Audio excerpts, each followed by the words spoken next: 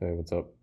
So today we got back and starting with cable rows with the wide ergonomic grip. It's a it's like a middle width. They have one that's a little bit wider, and there's also a close grip, but the middle one was the choice that I went with. And starting with a weight that was a working set, but not a heavy working set, and doing a lot of reps here. I'm trying to kind of focus more on the upper back right here, letting the stretch get out there still, but kind of maintaining a slightly leaned back posture. Sorry for the focus going in and out. I just tried autofocus one day and I'm not going to do that again. But the second set of this was one tick more weight, and I do one more set after this. But this was a great start to the back workout.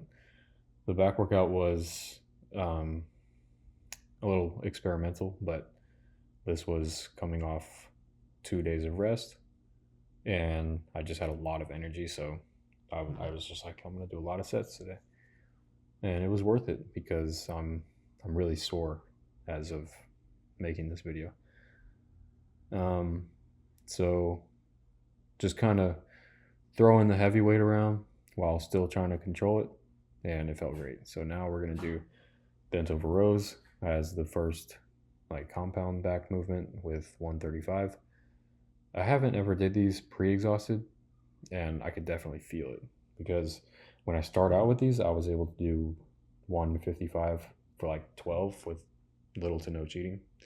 Now I'm doing 135 with some pretty noticeable cheating. I'm just trying to control the weight on the way down and make sure I'm going all the way down to the ground while still doing upper back, but with a little bit of lats too. This one's a little bit more lats than the cable row from what I felt.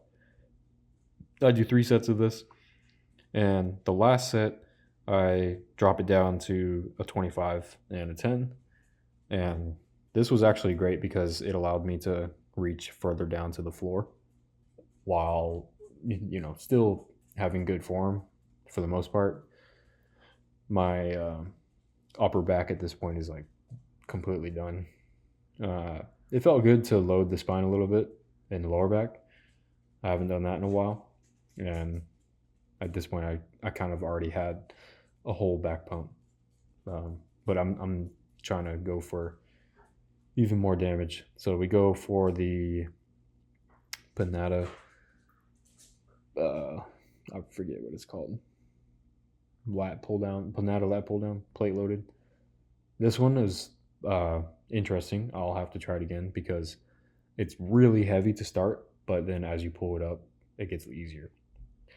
Yeah, 2 plates was extremely hard, so I dropped it to a plate in a 25, and that was still really hard. Again, I'm sorry for the focus problem, but it's really heavy when I go up, and it gets easier as I pull down. So pulling down with some power and momentum will allow you to go all the way down pretty easily, but then you have to control it all the way up. And that's where the great satisfaction comes from these high-tech machines, is that they understand the greatest muscle growth happens in the lengthened position. So they make it the most difficult in the lengthened position. So you're still able to do full range of motion, but it's hard in the important areas of the rep. The last set, I go down to just a plate on each side and really trying to feel how high the tension is at the very top while still getting a good contraction, full range of motion. Yeah, I'll try this machine another time. It was my first time using it, and I think I like it better than the circular pull down that they have. I'm going with the hammer strength, pull over with the supinated grip recommended to me by my friend, starting with a plate and a 25 from what I can remember.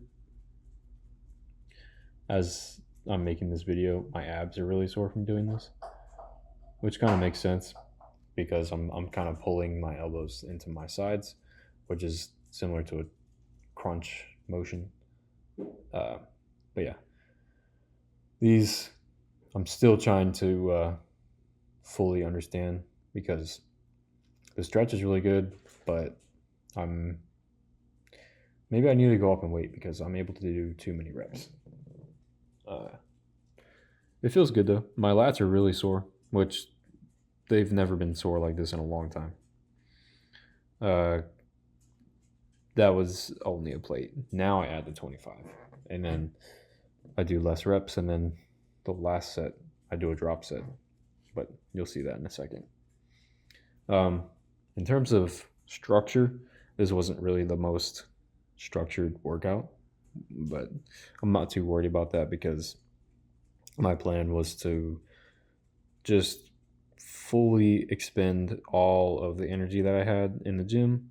It didn't even really matter what machine I picked. I was just having fun, not really being too picky with the sets and the reps and all that. Days like that, or days like this, are really fun because you have so much energy, and compared to being 5 weeks or 6 or 7 weeks into a diet, going to the gym at that point, it's like night and day. When you go to the gym on a cut, the workout is 10 times more grueling because when you have energy and you are looking forward to working out, you can do a lot more damage without even trying that hard, which means when you're cutting and you go to the gym, it's actually really hard to induce soreness from what I've noticed. All of the times I've been sore from a workout has been when I'm not cutting. So maybe going to consider having more rest days because having 2 rest days going into this back day was, it felt really good. So something to consider, but at the same time, I really enjoy working out every day, and it's like having a sugar or caffeine addiction where you like how it feels at first, but then you want that feeling every time, and then you can't really get that same feeling. But here's the standing chest supported plate loaded row by the Panetta company. Just stretching out upper back, letting my traps get as big as possible, and then pulling from there. Not really trying to pull as high as I can, just focusing on the stretch. And next time I'll drop the weight to a 25 and a 10, get a little bit more range of motion. But just going down, reaching all the way down there, it was really satisfying. Just opened up the traps and the lower traps, I guess, rhomboids, whatever you want to call it. The chest support takes off the load on your spine, so there's only like 20% of my body weight on my feet. And yeah, that's it. Here's how it's looking. Still trying to get a little bit leaner while maintaining the same weight, but I do think that some kind of muscle growth is happening. It might be small, but it's better than not doing anything. So yeah, I'm pretty happy with that.